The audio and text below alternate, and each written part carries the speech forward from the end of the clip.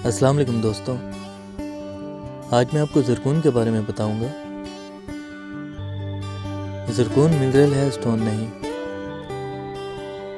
Zircon बहुत से रंगों में पाया जाता है और ज़िरकॉन को लेबॉरेटरी में तैयार किया जाता है।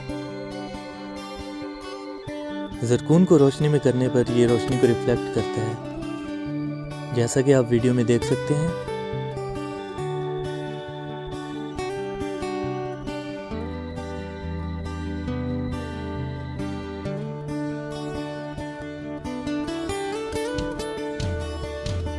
ज़िरकॉन की कीमत बहुत कम होती है।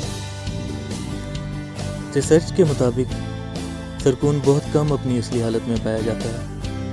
95% इसे लेबॉरेटरी में तैयार किया जाता है।